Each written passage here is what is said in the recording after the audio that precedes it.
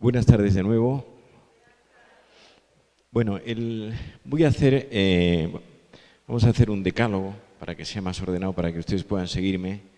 Un decálogo, 10 síntomas, 10 manifestaciones de una persona madura. Podría decir que en inglés sería Indicator of Maturity of the Personality. Indicadores de madurez de personalidad, haciendo un decálogo para que ustedes puedan seguirme. Bien, en primer lugar, ¿qué es la personalidad? Voy a decirles a ustedes unas definiciones.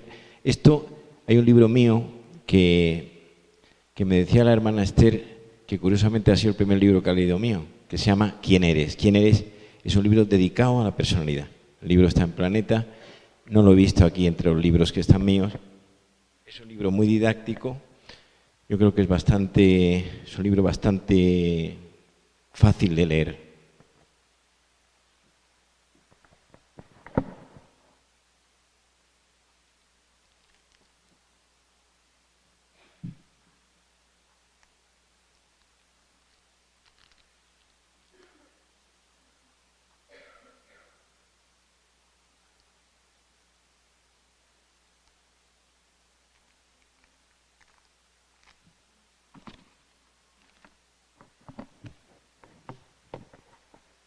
Bien, ¿qué es la personalidad? Voy a hacerles a ustedes unas cuantas definiciones. La palabra personalidad alberga en su seno muchas definiciones.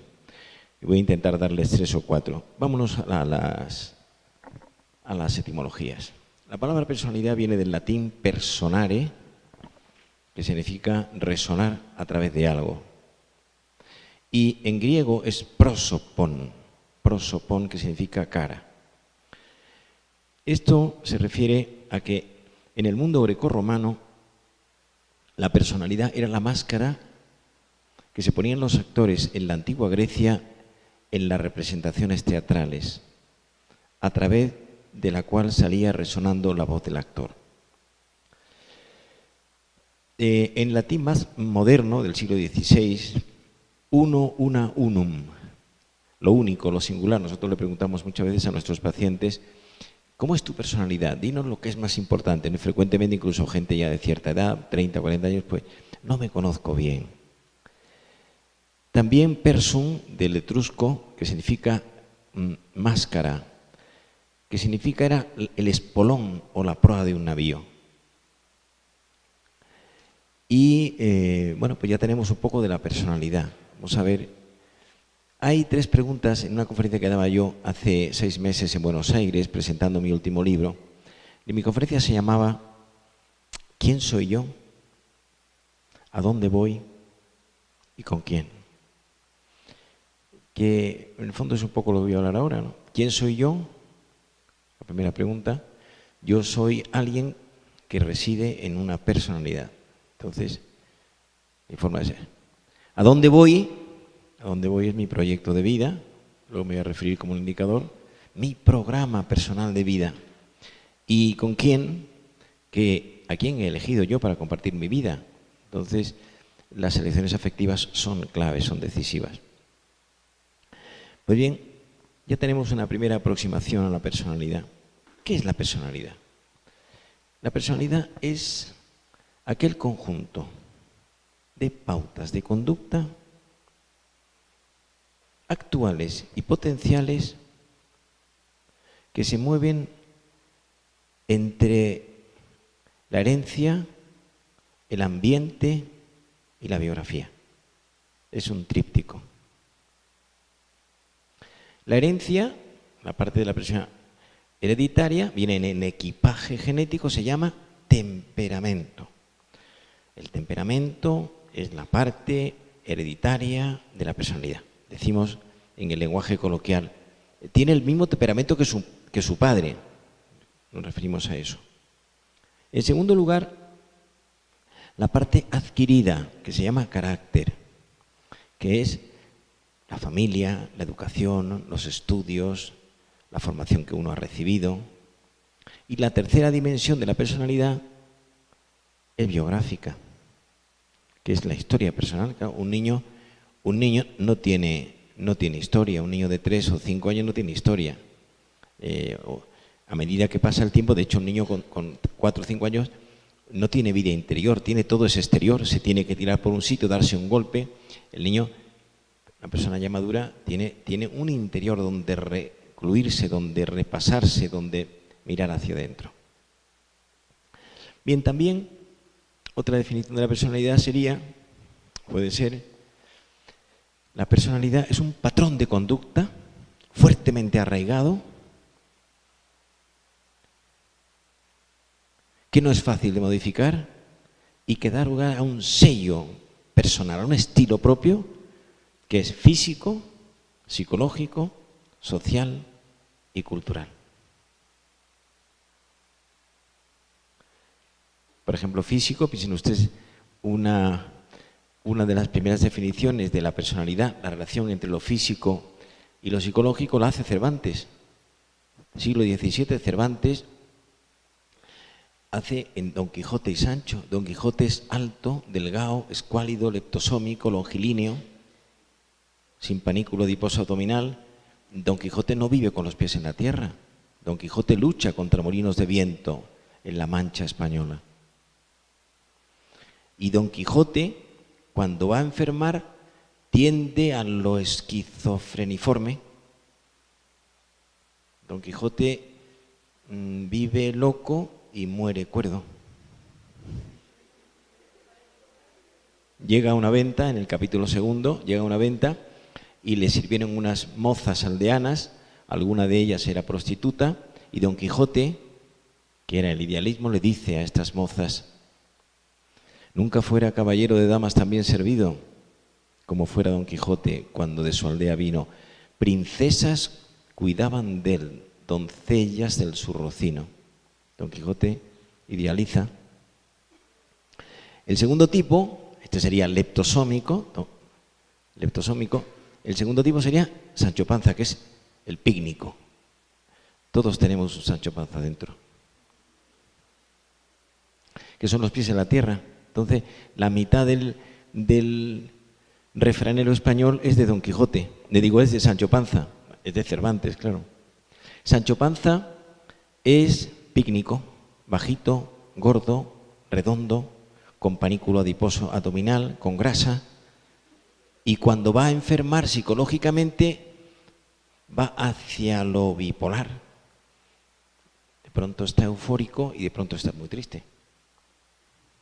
Leptosómico, quijotesco, pícnico, sanchopancesco y atlético. Tenía la tercera modalidad, que esta la incluye un médico alemán que se llama Kresmer, a principios del siglo XX. Y el atlético es un tipo musculoso, hercúleo, de complexión recia, muscular, que tiene tendencia a explosiones de carácter, a perder el control de su persona. Y cuando va a enfermar, lo que le pasa, psicológicamente hablando, que se va hacia un cierto descontrol del comportamiento. Don Quijote esquizofreniforme, Sancho Panza bipolar, el atlético una cierta pérdida del gobierno personal. Bien, la personalidad donde más reside es en la cara. Todo el cuerpo depende de la cara. La cara es programática, anuncia la vida de la persona. Por eso decimos con frecuencia: dio la cara que puso. No se me olvida su cara. Nos enamoramos por la cara. Antonio Machado, uno de los grandes poetas españoles de la generación del 98, España en el 1898 pierde Cuba y Filipinas. Y España está en un profundo hundimiento, ¿no? Y hay una serie de poetas, entre los que está este Antonio Machado, que es un poeta excelente. Y Antonio Machado era un poco expresivo de palabra. A esto se le llama hoy alexitimia. No sé si alguien sabe lo que es la alexitimia. A ver quién sabe lo que es la alexitimia. La Argentina, si en Argentina lo saben todo. Alexitimia es una palabra cacofónicamente fea, viene de a, del latín a, partícula negativa, lexos, lenguaje, y timia, afectividad, que es aquella persona que le cuesta expresar sentimientos. No que no los tiene, sino que no los expresa, no sabe. Y Antonio Machado, cuando empezó a salir con la que sería su mujer, le escribió una gacetilla que decía: tus ojos me recuerdan las noches de verano. Y tu morena carne los trigos requemados y el suspirar de fuego de los maduros campos. La otra cayó rendida a sus pies. Entonces, la expresividad. Bien, pues todo el cuerpo depende de la cara. La cara es el espejo del alma. A la cara se van los paisajes del alma. Y uno se enamora por la cara. Lo que es unos ojos bonitos, la totalidad de la belleza de una cara. Muchas veces la definición de la belleza de una cara es etérea, vaporosa, desdibujada, difusa, como si fuera a echar a volar. Y nosotros la apresamos. Y se acompaña luego del cuerpo. Piensen ustedes, hoy en la cultura del cuerpo, pues la gente dice, pues fulanita tiene un cuerpazo. Es impresionante, te dan la vuelta y te quedas parado. No le falta nada ni le sobra nada. Bien, es muy importante antes de entrar en el decálogo, las 10 manifestaciones de una persona madura, que es difícil, vamos a intentar apresar ese concepto, ¿no? Pues nosotros necesitamos todos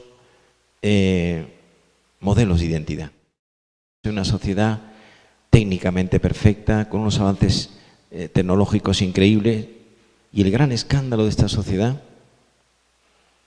es la desorientación masiva, masas de gente sin criterio. ¡Qué escándalo! Nunca el ser humano había sabido tanto de sí mismo y tanto de tantas cosas, ni tantos avances, y nunca había estado tan perdido. Piensen ustedes, la ideología de género es la guinda del pastel de este tema. Entonces, nosotros necesitamos modelos de identidad. ¿Qué es el modelo de identidad? El modelo de identidad es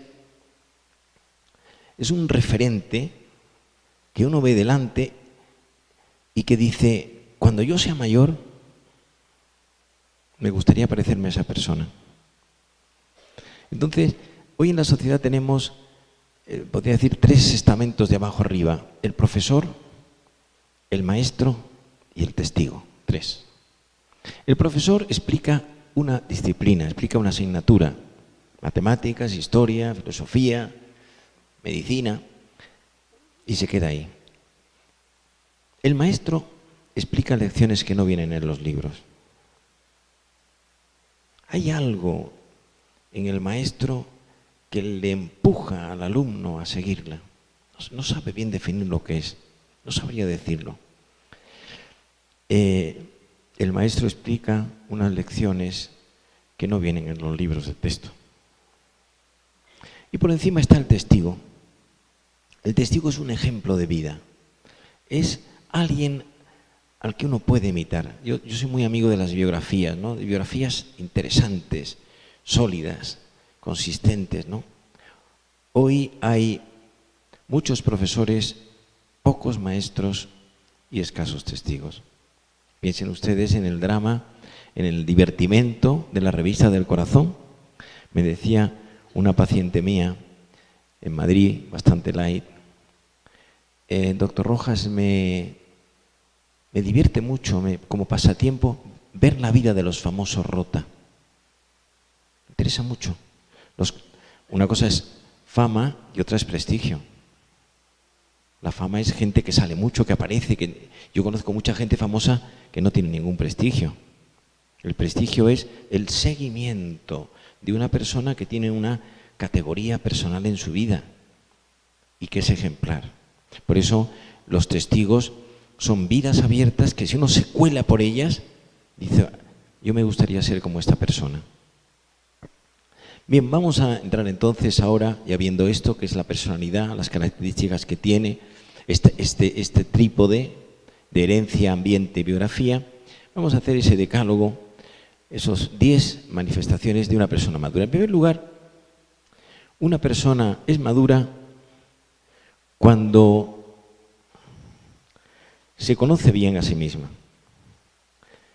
En el templo de Apolo, en Grecia, en el frontispicio de la entrada, había una inscripción que decía «Nos cise autum», que significa «conócete a ti mismo».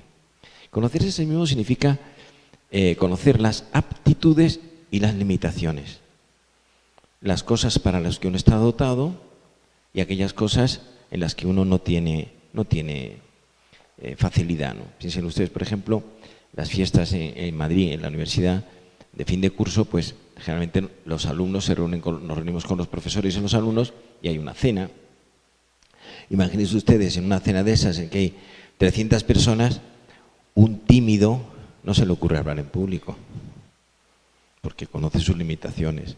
Entonces, esto es tan importante que frecuentemente, y eso lo vemos, mucha gente no se conoce a sí misma, no sabe cómo es. De hecho, nosotros prácticamente a todos nuestros pacientes le preguntamos en la primera entrevista, ¿cómo eres tú? Y muchas veces la persona despacha el tema en 5 palabras, o incluso por escrito, el darle una hoja de papel y pedirle una información. Nosotros lo hacemos, a esto le llamamos rastreo psicológico. ¿Cómo eres tú? Traumas de tu vida, pequeño resumen biográfico, infancia, adolescencia, primera juventud. Y luego, ¿qué le quitarías a tu personalidad y qué le añadirías para que fuera más equilibrada? Ese es un ejercicio frente a unos papeles, aparte de otros test que le hace, pues muy importante. ¿Qué le quitaría yo a mi forma de ser? Mucha gente no sabe. Bien, este sería el primer punto. El que no se conoce a sí mismo no sabe lo que quiere. Y el que no sabe lo que quiere no puede ser feliz. Segundo síntoma de madurez de la personalidad. Una persona madura es aquella que tiene un proyecto de vida. Y el proyecto de vida es un programa personal en donde residen 4 grandes temas, que son los 4 grandes asuntos de la vida. Aquí, en Colombia, en España, en medio mundo. Amor, trabajo, cultura y amistad. 4 temas.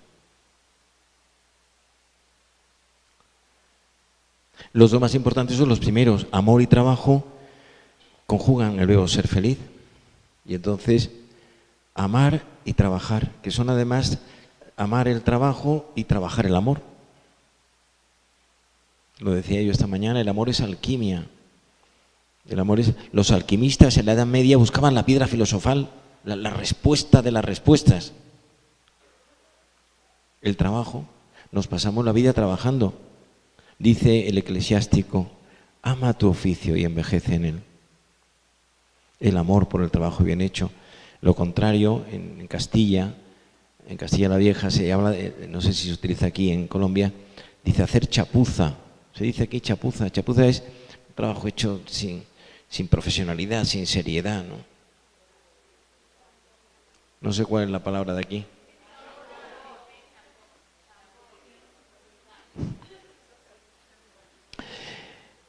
Amor, trabajo, cultura. La cultura hoy es poco frecuente encontrar gente culta porque la gente está pegada a las redes sociales, pegada al móvil, pegada a Internet. Piensen ustedes que Internet, el 70% de Internet es pornografía. El 70%. Es impresionante lo que ha ocurrido. ¿Qué es la cultura? Pues la cultura es libertad. La cultura es la estética de la inteligencia. La cultura es la curiosidad por aprender.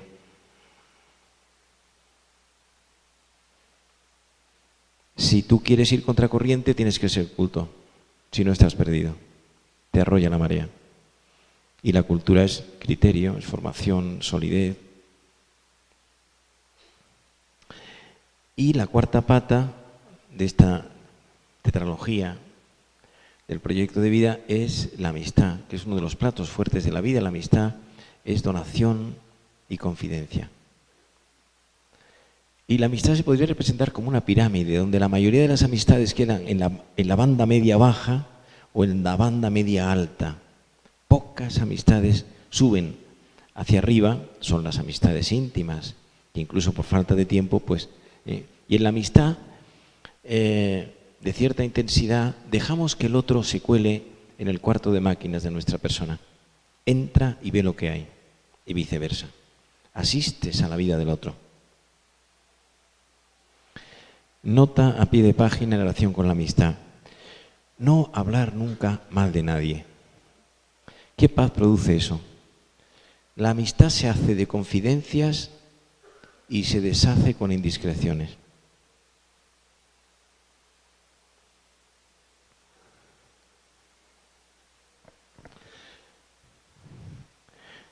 Tercero,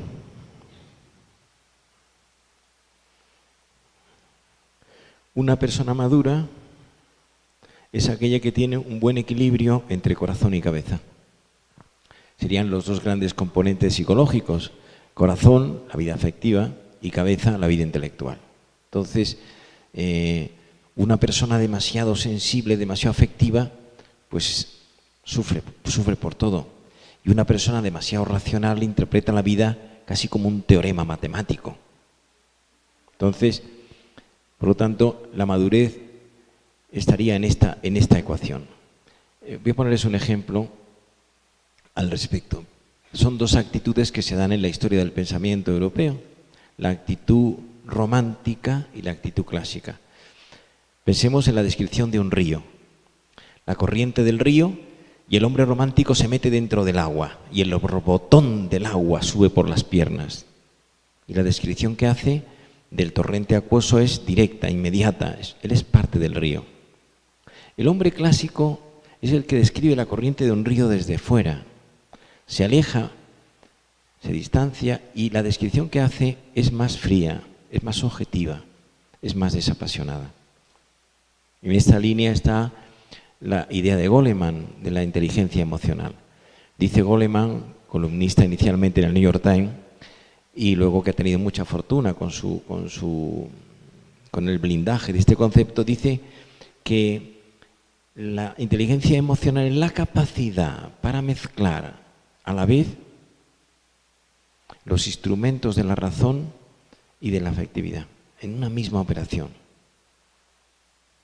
Y esto es un arte. La vida es arte y oficio. La vida es la gran maestra. La vida enseña más que muchos libros. Cuarto, una persona madura es aquella que tiene una temporalidad sana. Me explico. Hay dos tipos de tiempo. Está el tiempo del reloj. Ahora son las 7 menos 20. Y da lo mismo que uno sea alto, bajo, rubio, de derechas, de izquierdas. Y luego está, este sería el tiempo objetivo, y luego está el tiempo subjetivo, que es cómo pasa el tiempo dentro de nosotros. Cuando estamos, por ejemplo, en una película que nos gusta mucho, o pensemos en Los enamorados, o cuando uno está disfrutando, el tiempo vuela, no hay tiempo para nada. Time flies. En cambio, cuando uno está aburrido, el tiempo se ha parado. De hecho, las enfermedades depresivas fueron descritas inicialmente en el siglo IV como las enfermedades de la paralización del tiempo. Y a esto se llamaba entonces acedía, que era una especie de tedium vitae, de aburrimiento. Es una modalidad o es una parcela de la melancolía, ¿no? Tiempo del reloj, tiempo subjetivo. Pero el tiempo que interesa aquí en este cuarto punto es los tres éxtasis del tiempo: pasado, presente y futuro. Una persona madura es aquella, esta sería la definición, que vive instalada en el presente, sacándole el máximo partido posible. Carpe diem, decían los clásicos. Aprovecha el momento. Ha sido capaz de superar las heridas del pasado, con todo lo que eso significa. Y vive sobre todo abierta hacia el futuro. Esta sería la ecuación. Vivo en el presente, he superado los sinsabores del pasado y a la vez he aprovechado toda la información que el pasado me trae. Esa información tiene un nombre, se llama la experiencia de la vida. La experiencia de la vida es un saber acumulado que viene de lo que nos ha pasado en la vida.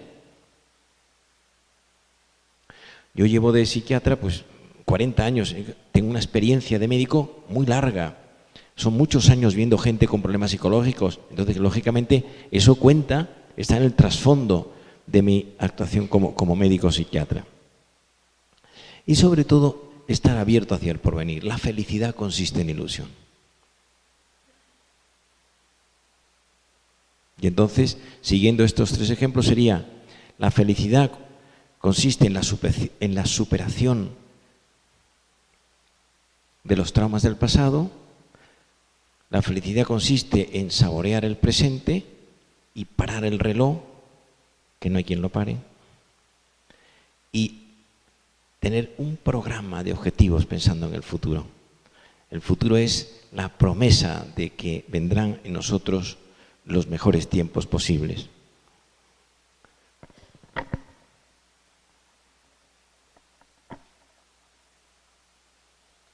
Quinto, una persona madura es aquella que ha sabido descubrir el sentido de la vida. El sentido de la vida es de dónde venimos, a dónde vamos, qué hacemos aquí, tener una hermenéutica de la existencia. Y entonces la palabra sentido significa dirección, hacia dónde voy. Significa contenido. No es que voy de aquí para allá, sino que llevo yo conmigo en este recorrido. Y finalmente, sentido significa coherencia, que haya el menor número de contradicciones posibles. No se puede ser de derechas y de izquierdas a la vez, no es posible. No se puede ser del Real Madrid y del Barcelona Club de Fútbol, no es posible. Es decir, saber entender esta dinámica es fundamental. El sentido de la vida, miren ustedes, es muy interesante.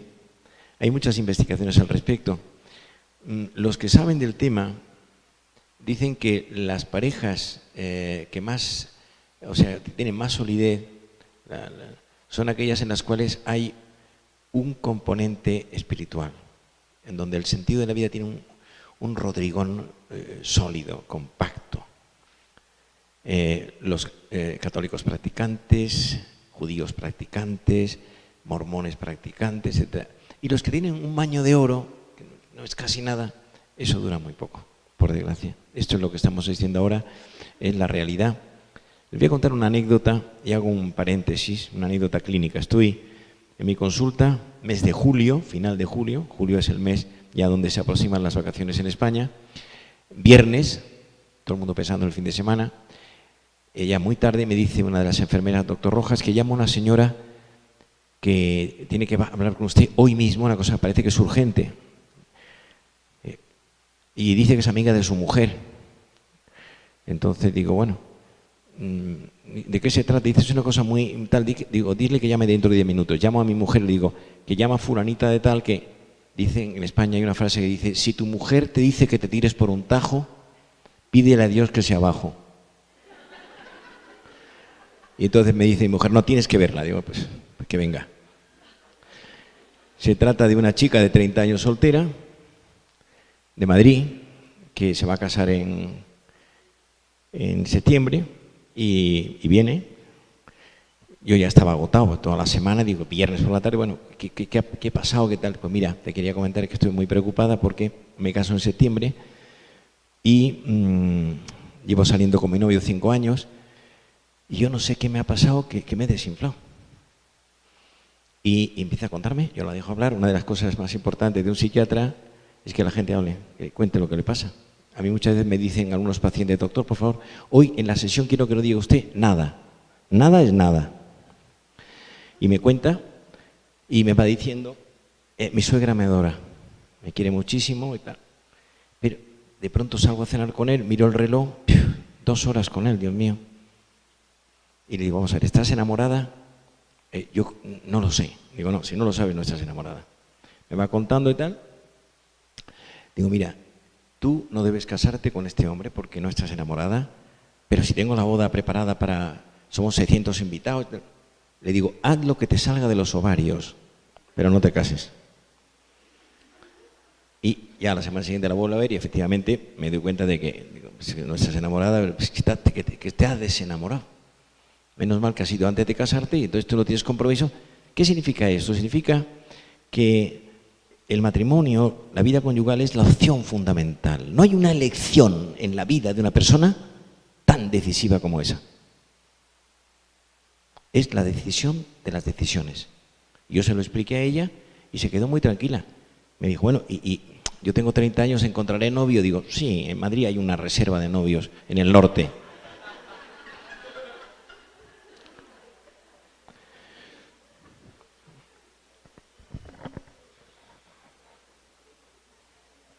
No sé por dónde voy, ¿quinto o sexto?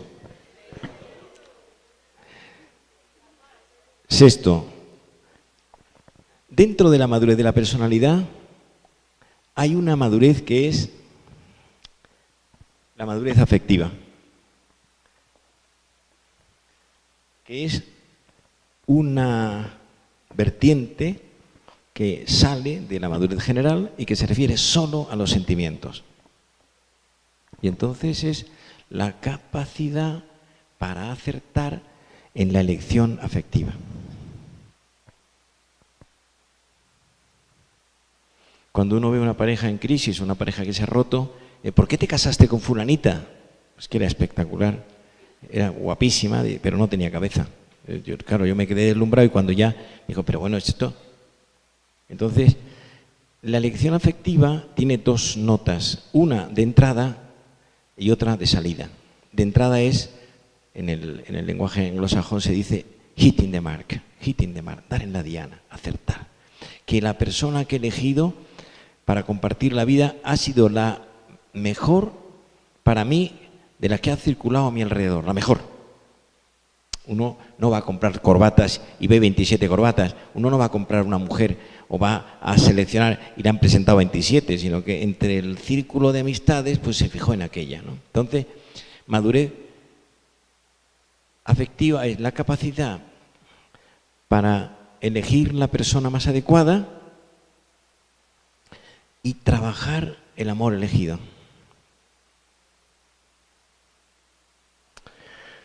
Miren ustedes, la Iglesia Católica, que es muy sabia, en el rito judeocristiano de una boda hace 3 preguntas. 3. ¿Quieres a fulanita de tal? Querer es un acto de la voluntad. ¿Estás dispuesto a...? Estar dispuesto es un acto de la inteligencia. ¿Estás decidido a...? La decisión es un acto de la afectividad. Por lo tanto, la primera dimensión del amor es sentimental. Me gusta, me atrae, me interesa, la quiero, la necesito, lo que decía yo en otro momento esta mañana. La primera dimensión del amor es afectivo. En segundo lugar, el amor es un acto de la voluntad. ¿Qué significa esto? Significa que la voluntad, que es una piedra clave en la arquitectura del edificio conyugal, pule, corrige, quita, añade cosas para que la relación vaya mejor. Dice alguien, es que me he desenamorado de mi mujer, pero hasta desenamorarte se podrá hacer algo. Mientras notas que te estás enfriando, vamos a trabajar, vamos a calentar eso, ¿no? El amor es un sentimiento, el amor es un acto de la voluntad, el amor es un acto inteligente. En el sentido de entrada, me conviene esta persona y al mismo tiempo el amor debe ser inteligente sin que pierda ese amor frescura y lozanía. Pon en la cabeza. Y en cuarto lugar, el amor tiene una dimensión espiritual. Es decir, dice un poeta español del siglo de oro, volé tan alto, que le di a la caza alcance. Tras un amoroso lance y no de esperanza falto, dice el principio del poema, volé tan alto, que le di a la caza alcance. Esa es la espiritualidad, que te elevas. Los amores sin voluntad, pues son amores muy pobres. Cuando no hay voluntad, cuando la voluntad brilla por su ausencia, ese es un amor inmaduro. Cuando no funcionan los instrumentos de la razón de una forma correcta, pues, es un amor descabezado. Y cuando no funciona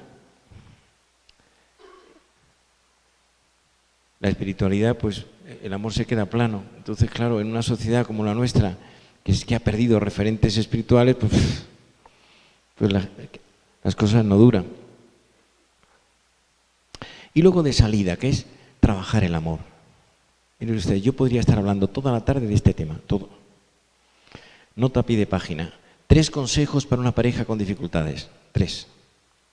Una pareja que no tiene ciertas dificultades, o está viudo o está soltero.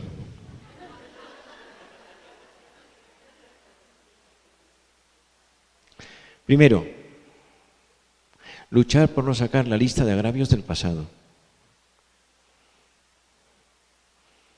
La lista de reproches es mortal. La memoria es femenina. La mujer se acuerda de lo que pasó, el día, la hora, cómo iba vestida. Segundo consejo para una pareja con dificultades. Evitar discusiones innecesarias. La discusión se convierte en una batalla dialéctica. Y en plena batalla, por ganarle la partida, pues se le suelta un bombazo. Tu madre, la suegra, y el edificio salta por los aires. Y en tercer lugar, tercera sugerencia para una pareja con dificultades, aprender a perdonar. Mucha gente dice, yo perdono pero no olvido. Eso no es nada. Perdonar y olvidar es perdonar 2 veces. Y cuando perdonas, el viaje de ida y vuelta te trae libre. Entonces, el perdón es un gran acto de amor. Te perdono y me perdonas. Y hay un esfuerzo que se hace a continuación, que no es un botón automático, que es el esfuerzo por olvidar las dificultades o los sinsabores o los atranques que en cualquier pareja se pueden dar.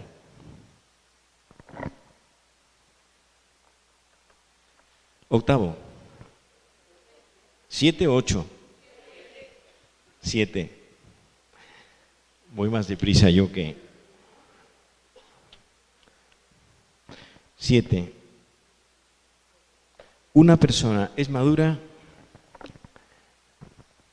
cuando tiene situada la sexualidad en tercer o cuarto plano de sus intereses personales, salvo que se trate de un adolescente o de un joven o de una primera juventud. Claro, esto hoy es terrible lo que estoy diciendo. Piensen ustedes la pornografía, ¿no? Voy a contarles una anécdota clínica de hace unos meses. Estoy en Madrid, en mi consulta, y me llama por teléfono una señora que he visto a ella y a un hermano suyo. Ella tuvo ansiedad.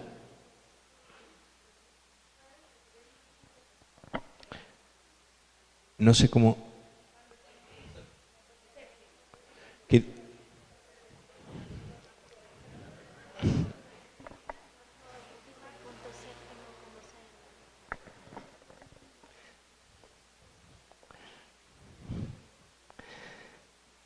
Tener situada la sexualidad en segundo o tercer plano de los intereses personales, salvo que se trate de un adolescente, de un joven o de una primera juventud.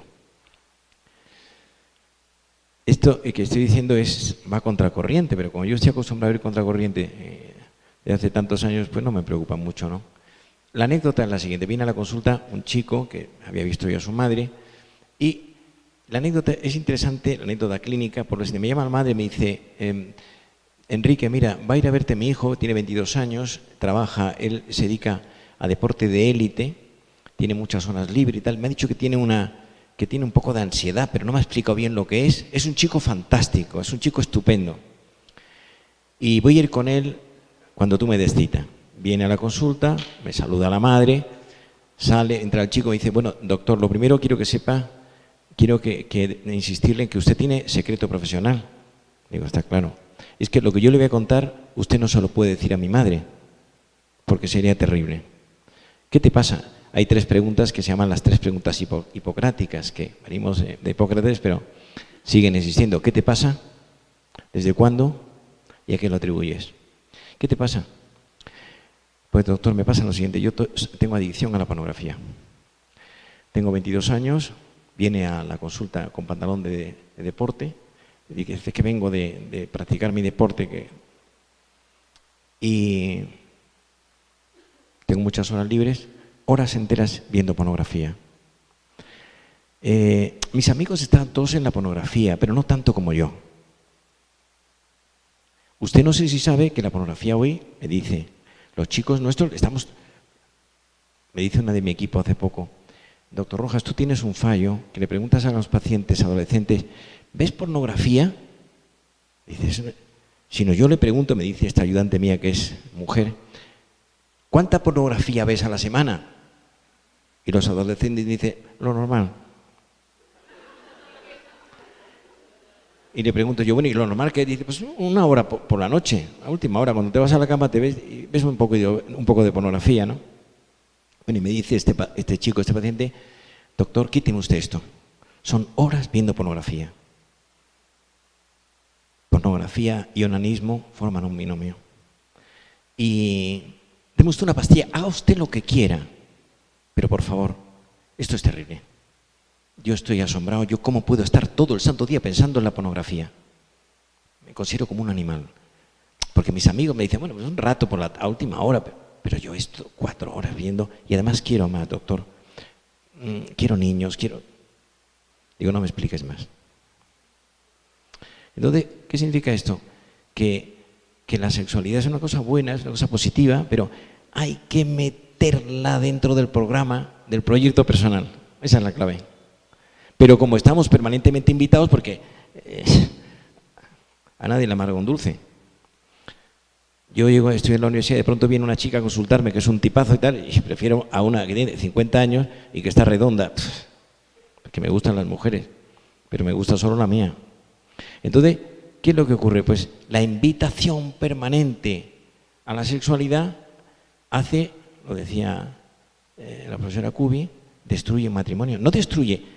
Yo tengo muchos adictos a la pornografía de 50 años que veo en mi consulta. Este tiene 22, pero de 50, que son descubiertos por la mujer a 2 de la mañana y de pronto la mujer se ha levantado al baño y dice, ¿pero qué hace? Dice, no, que estaba aquí distraído viendo una cosa de fútbol. A las 2 de la mañana. Pornografía. El 70% de Internet es pornografía. Bien, entonces, ¿qué significa esto? Pues que hay que cerrar los ojos, las ventanas del alma. Cuidar los sentidos. Entonces, ¿qué importante es esto? Es un ejercicio ascético. Y entonces, si esto no ocurre, pues la sexualidad ¿por qué la pornografía destruye un matrimonio? Porque el hombre que ve pornografía ve escenas de alta intensidad y de una deformación muy grande, que eso se lo pide a su mujer. Me decía hace poco una paciente mía, cuyo marido es médico, me dice, doctor Rojas, te quiero consultar una cosa en la intimidad del tete a tete.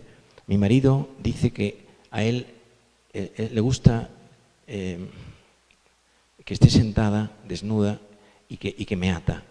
Y él dice que disfruta con eso. ¿A ti qué te parece? Digo, dile a tu marido de mi parte que eso es muy negativo, esto es muy nocivo, porque es un trato vejatorio. La relación sexual es un lenguaje íntimo y se puede hacer todo dentro de la normalidad, pero eso no. Es que dice mi marido que tú eres muy clásico y dile a tu marido que él está fuera de la clasificación.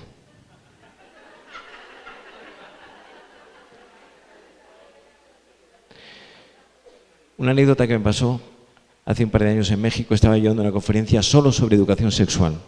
Eran jóvenes y menos jóvenes. Y me pregunta una persona de unos 30 y tantos años, doctor Rojas, ¿qué se puede hacer? ¿Hasta dónde se puede llegar en la sexualidad? ¿Hasta dónde? ¿Dónde está la frontera? Y digo, pues mira, ha llegado el día, estaban todos muy pendientes de lo que iba a decir, ha llegado el día en que te voy a decir dónde está la raya que separa, todo el mundo callado. Digo, se puede hacer de todo en las relaciones sexuales con tu marido, con tu mujer, todo aquello que puedas contárselo al día siguiente a tu abuela.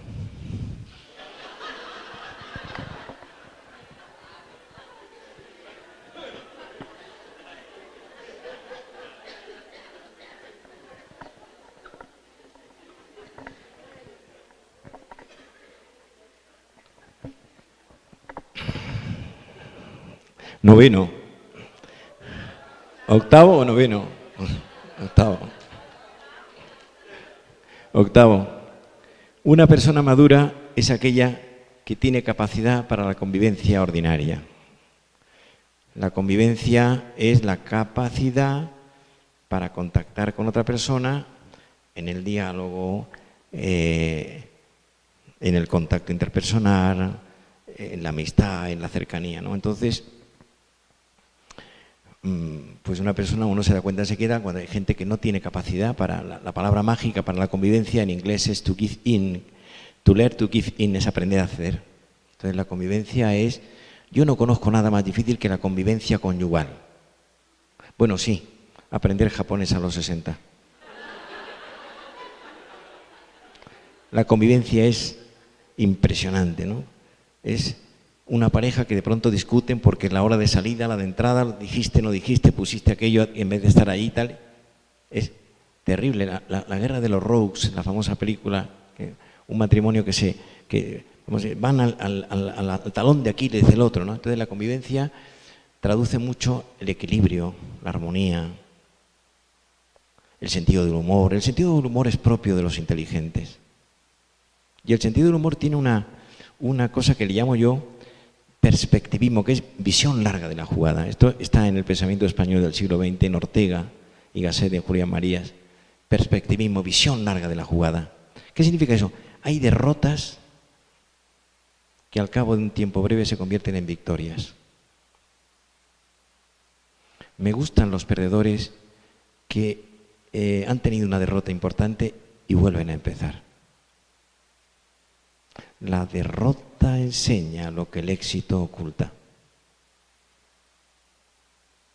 Y entonces, la misma derrota que a uno lo hunde, a otro lo hace mucho mejor. Porque todo está en la cabeza, todo depende de la cabeza. Voy a contarles otra anécdota de hace muy poco. Hace unos días, estando yo en Londres, yo me quedo en Londres, en el norte de la ciudad, en el barrio de Hampstead, y voy a dar clase en la universidad en autobús. Cojo un autobús, estos autobuses rojos de Londres que tienen 2 pisos, y me encuentro con el conductor de autobús, es un chico de color, que va entre cantando y silbando. Yo me quedo asombrado, hace las 2 misiones de conducir y cobrar, y me pongo a hablar con él. Y el primer fallo le pregunto, ¿Where do you come from?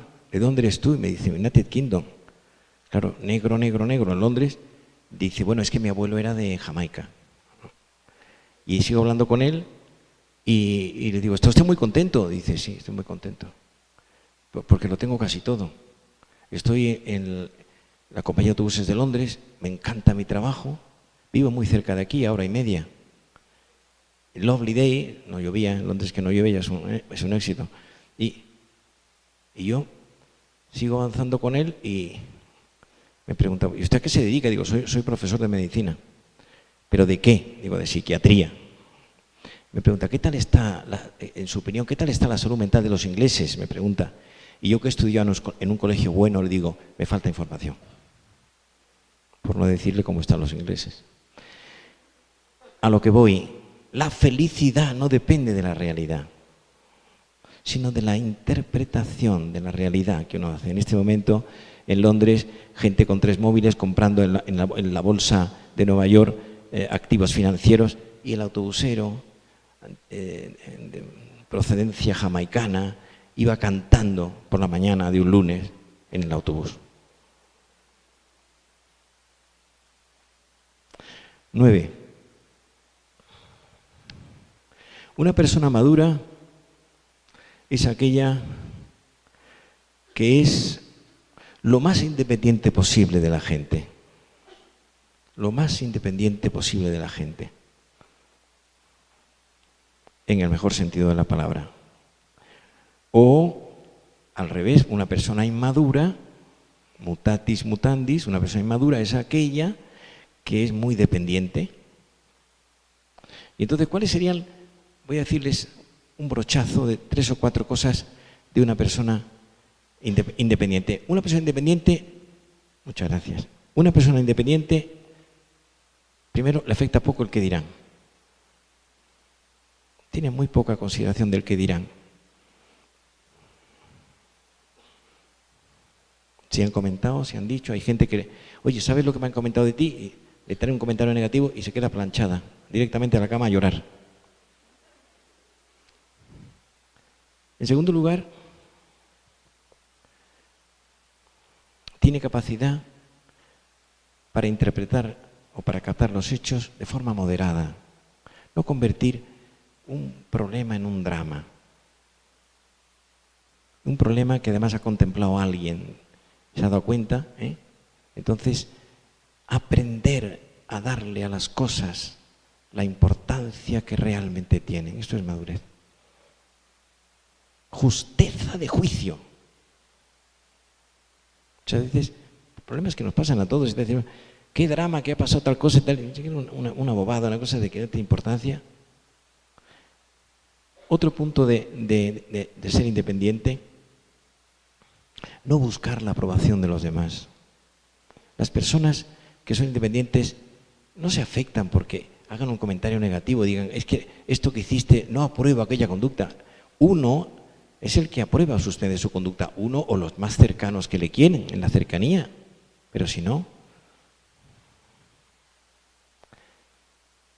Y finalmente aceptar fallos de la conducta, fallos reales de la conducta, como parte del aprendizaje de la vida. Entonces, una persona independiente tiene criterios, sabe a qué atenerse, gobierna su vida, la lleva y la trae de la mejor manera que puede. Y décimo, una persona madura vive en la realidad, vive con los pies en la tierra. ¿Qué significa? Estar en lo que estoy. O sea, imagínense ustedes, pues un estudiante de medicina que está en quinto de carrera, medicina son 6 años en la Unión Europea, y de pronto dice, pues yo quiero ser dentista, quiero ser estomatólogo y quiero ser reumatólogo. ¿Pero a qué hora? Pero si hoy la medicina, cualquier especialidad, no hay horas. Yo pienso en la psiquiatría. La psiquiatría, la gente dice, pero qué barbaridad, los psiquiatras que se han convertido en este momento en los médicos más solicitados. Esta es la realidad. Una señora de 50 años que va de pronto con una falda muy corta, con un escote generoso, pero hombre, por favor, alguien que le diga que no está en la realidad.